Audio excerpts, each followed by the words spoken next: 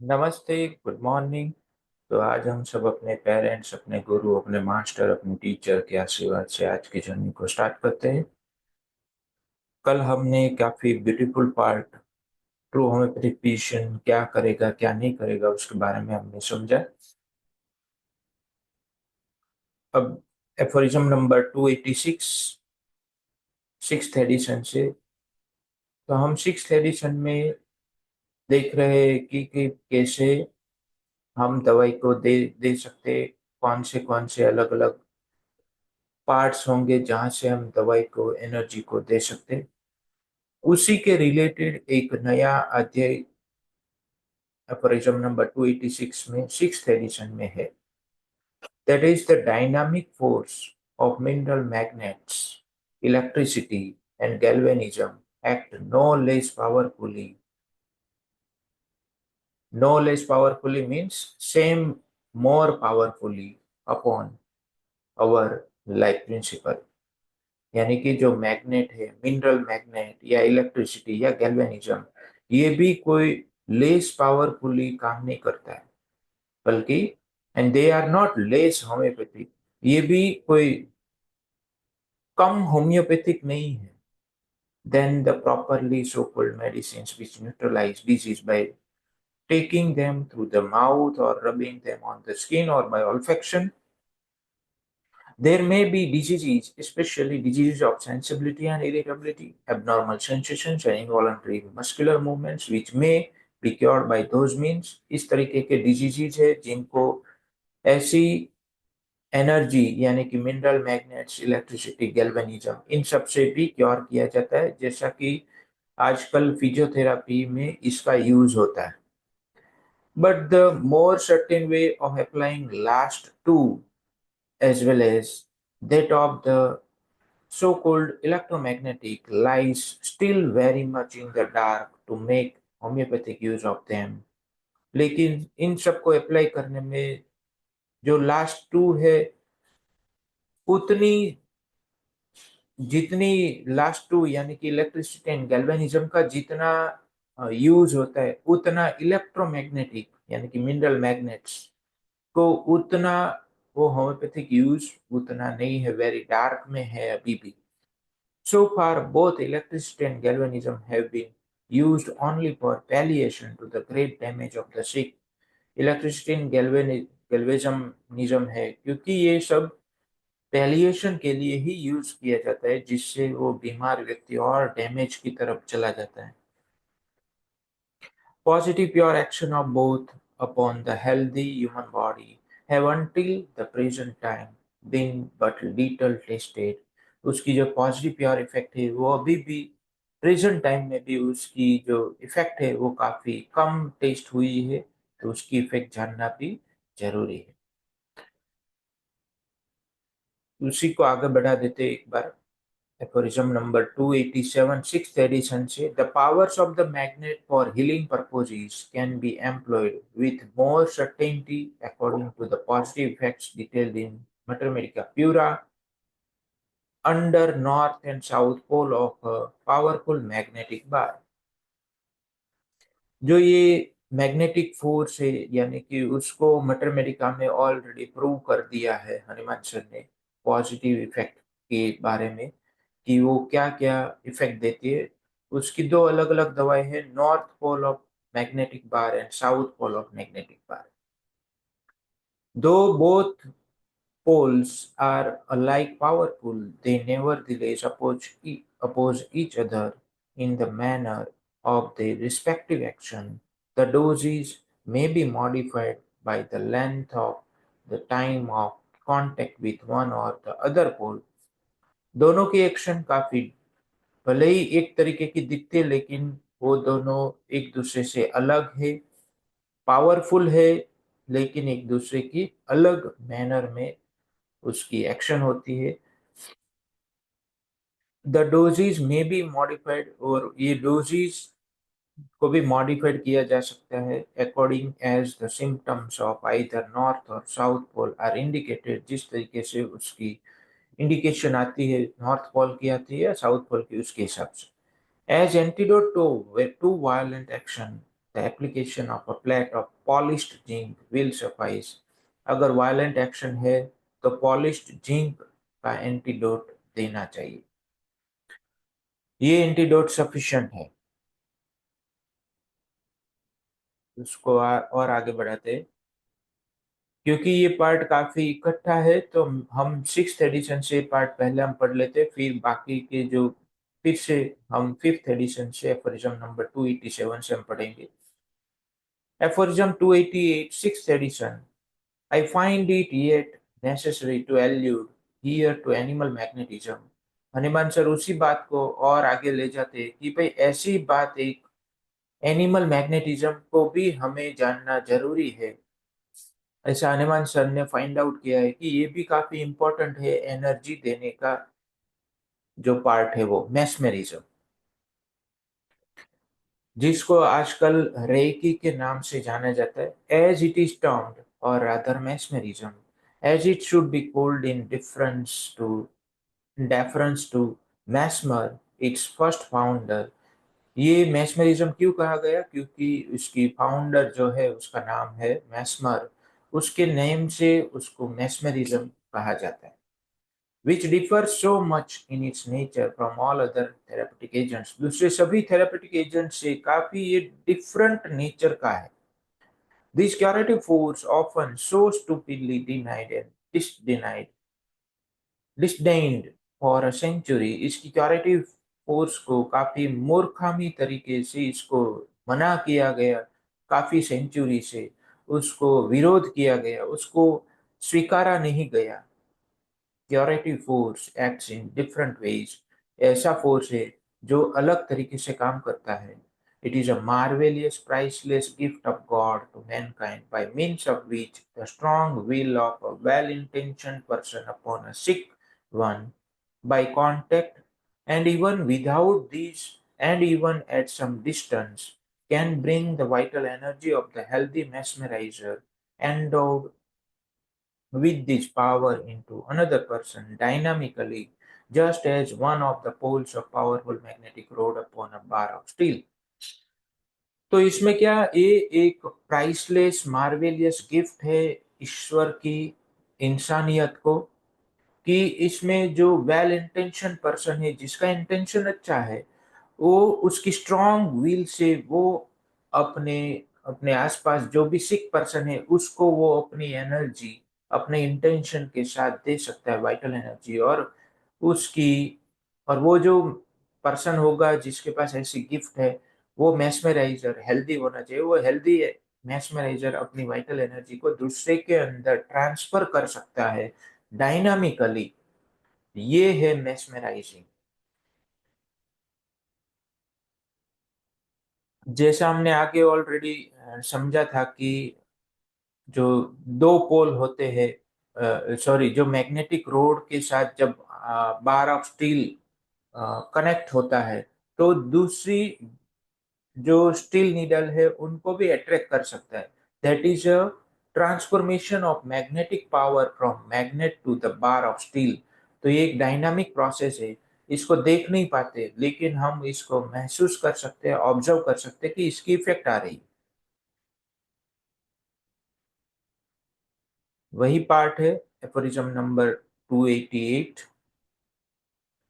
It acts in part by replacing in the sick whose vital force within the organism is deficient here and there, in part also in other parts, where the vital force has accumulated too much and keeps up irritating nervous disorders, in turns it aside, diminishes and distributes it equally, and in general extinguishes the morbid condition of the life principle of the patient and substitutes in its place the normal of the mesmerist acting powerfully upon him, for instance, old ulcers, hemorrhosis, paralysis of single organs, and so forth। तो इसमें क्या किया जाता है? Aphorism 288 की content काफी लंबा aphorism है कि जो मेस्मराइजर है वो अपनी एनर्जी देता है, उसमें क्या करता है वो? It acts in part by replacing. वो कैसे काम करता है? तो कि एक तो ये हो सकता है कि वो सिक पर्सन को कि जो वाइटल फोर्स है उसको रिप्लेस करता है। In the sick whose vital force within the organism is deficient here and there, जहां पर कम है उस पार्ट में वो वाइटल फोर्स को रिप्लेस करता है, एनर्जी को रिप्लेस करता है। और दूसरा ये भी कारण हो सकता है in part also in other parts where the vital force is accumulated too much and keeps up irritating nervous disorders, it turns it aside, diminishes and distributes it equally। तो जहां पर काफी ज्यादा एनर्जी इकट्ठा हो गई और उसकी वजह से डिस्टरबेंस हो रही है, इरिटेशन हो रहा है, नर्वस डिसऑर्डर्स हो रहे हैं, तो वहां पर वो इस एनर्जी को साइड करके उसको कम करेगा और उसको इक्वली डिस्ट्रीब्यूट करेगा। एंड इन जनरल एक्सटिंग्विशेस, और जनरल में वो क्या करेगा, लाइफ प्रिंसिपल में जो मॉर्बिड कंडीशन है उसको उसको एक्सटिंग्विश करेगा परमानेंटली, रूट में से उसको निकाल देगा and substitutes in its place, उसकी जगह पे मैस्मेरिस्ट की जो नॉर्मल हेल्दी वाइटल फोर्स है उसको इस्टेब्लिश करेगा। जैसे कि ओल्ड अल्सर है, एमोरोसिस है, paralysis of single parts and so forth, काफी ऐसे डिजीज है जहाँ उसकी जगह पे वो नॉर्मल हेल्दी वाइटल फोर्स को इस्टेब्लिश करेगा। Many rapid apparent cozy cures performed in all ages, ऐसे काफी हम देख सकते हैं ऐसे क्योर परफॉर्म होते काफी सभी एजेस में by mesmerisers endowed with great natural power, जहाँ जिनके पास ऐसी प्राकृतिक शक्ति है,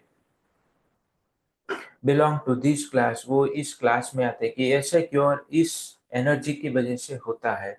the effect of communicated human power upon the whole human organism as was most brilliantly shown in the resuscitation of persons who had lain some time apparently dead by the most powerful sympathetic will of man in full vigor of vital energy, and of this kind of resurrection history records many undeniable examples। और ये जो effect होती है communication की एक human power के दूसरे wall human organism के ऊपर, वो ब्रिलियंटली हमें दिखती है, दिखती थी और अभी भी दिखती है और दिखती रहेगी in the resuscitation of person, के ऐसे पर्सन में जहां पर वो पर्सन एकदम अपेरेंटली मर गया है और उसके ऊपर जब वो एक जिंदा इंसान वो अपनी सांस उसको देता है, उसको पंप करवाता है, हार्ट हार्ट को पंप करवाता है, दैट इज अ रिससिटेशन। तो ये रिससिटेशन में हमें दिखता है कि एक ह्यूमन एनर्जी दूसरे ह्यूमन ऑर्गन को किस तरीके से वो एनर्जी देता है, किस तरीके से इफेक्ट देता है by the most powerful sympathetic will of a man, एक मनुष्य की एक शक्तिशाली सिंपैथेटिक विल के द्वारा ये हो सकता है। In full vigour of vital energy, जिस जो काफी एक वाइटल एनर्जी का फुल वाइगर है, युवान अवस्था में एकदम तरोताजा वाइटल एनर्जी है। End of this kind of resurrection history record, और इस तरह के काफी सारे हिस्ट्री रिकॉर्ड है जो हमें, ये ऐसे एग्जाम्पल है जिसको हम कोई मना नहीं कर सकते।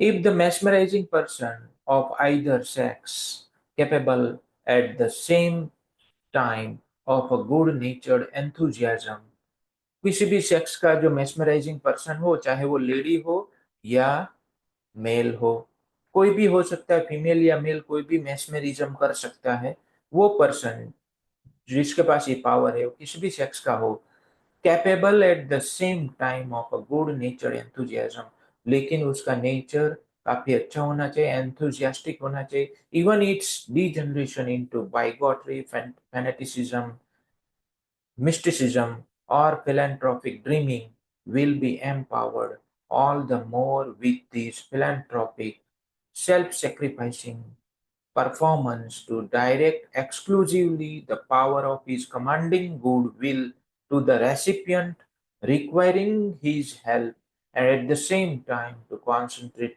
these, he may at times perform apparent miracles।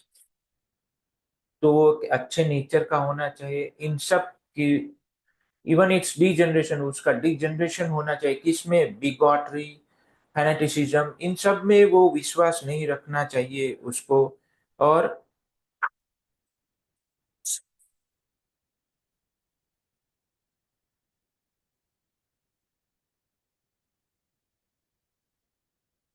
वो धर्म अंधता में या कोई भी ऐसे अ, अंधविश्वासु नहीं होना चाहिए। वो एक एंथुजियास्टिक, गुड नेचर, अपनी विल पर भरोसा करने वाला चाहिए, जो मैस्मेरिज्म कर कर सकता है। वो कोई भी सेक्स का हो सकता है, लेकिन उसकी इंटेंशन अच्छी होनी चाहिए, ये कहने का मतलब है। All the more with philanthropy, और सेल्फ सेक्रीफाइसिंग परफॉर्मेंस होनी चाहिए उसके पास। To direct exclusively the power of his commanding good, जो उसकी अच्छी वाली ताकत है वो उसको कमांड कर सकता होना चाहिए। और वो रेसिपिएंट को हर तरह से उसकी जो भी जरूरत है, जो भी हेल्प की जरूरत है, वो उसको देना चाहिए। इस तरीके की उसकी पावर के ऊपर कमांड होना चाहिए। And time to, at the same time to concentrate these, इसके ऊपर वो कॉन्सेंट्रेशन भी कर, यानी कि उसको मेडिटेशन भी करना होगा। ही may at times perform apparent, तो वो अगर ऐसी सिचुएशन से इन सब कंडीशंस है वो फुलफिल हो रही है, तो फिर मेस्मराइजिंग पर्सन मिरेकल्स परफॉर्म कर सकता है। चमत्कार। उसकी फुटनोट है वाइटल एनर्जी के बारे में, especially of one of such persons of whom there are not many, who, along with great kindness of disposition and perfect bodily powers, possesses but a very moderate desire for sexual intercourse, which it would give him very little trouble wholly to suppress, in whom consequently all the fine vital spirits that would otherwise be employed in the production of the semen are ready to be communicated to others by touching them and powerfully exerting the will. Some powerful mesmerizers with whom I have become acquainted had all these peculiar character. Hanuman sir ने काफी सारे मेस्मराइजर के साथ contact किया, उनको जानते थे, और उन सब में ये पिक्यूलियरिटी थी। क्या पिक्यूलियरिटी थी? One of such persons of whom there are not many, काफी लोगों में से एक पर्सन ऐसा था, वो along with great kindness of disposition, वो काफी काइंड बंदा था, काफी जनरस था। एंड परफेक्ट बॉडीली पावर्स, उसके बॉडीली पावर भी परफेक्ट थे। उसके उपरांत possesses but a very moderate desire for sexual intercourse, उसको सेक्सुअल डिजायर थी लेकिन काफी मॉडरेट थी, मध्य में थी। Which it would give him very little trouble wholly to suppress, और उसको सप्रेस करने में भी उसको बहुत ज्यादा तकलीफ होती नहीं थी। ये जो सेक्सुअल इंटरकोर्स की डिजायर है उसको सप्रेस करने के लिए उसको कोई ट्रबल नहीं देता था। इन वोम, और उसकी वजह से consequently all the fine vital spirits that would otherwise be employed in the production of semen, जो सीमेंट को प्रोडक्ट करने में जो वाइटल स्पिरिट्स का यूज होता था, फाइन वाइटल स्पिरिट्स का, क्योंकि ये नेक्स्ट जनरेशन के लिए होता है, इस संसार को चलाने के लिए ये एनर्जी यहाँ पर यूज होती थी। वो fine vital spirits are ready to be communicated to others. अब वो वाइटल स्पिरिट्स, वो वाइटल एनर्जी अब दूसरों को कम्युनिकेशन करने में वो रेडी रहती थी, बाय टचिंग देम, उसको टच करके, and powerfully exerting the will, वो अपनी इच्छा को पावरफुली इसके ऊपर उसको ट्रांसफॉर्म करता था। ये ऐसी क्वालिटीज गुड एंड पावरफुल मैस्मराइजर की होती है। वो तो काइंड होना चाहिए, परफेक्ट बॉडीली पावर्स होनी चाहिए, वो किसी धर्मांधता में अंधविश्वासु नहीं होना चाहिए। इस तरीके की ये जो मैस्मराइजर की क्वालिटीज होती है वो इस तरीके की होती है। तो आज के सेशन को हम यहाँ स्थगित करेंगे, कल फिर से आगे की जर्नी की ओर बढ़ेंगे। तब तक के लिए thank you, goodbye, take care, love you all.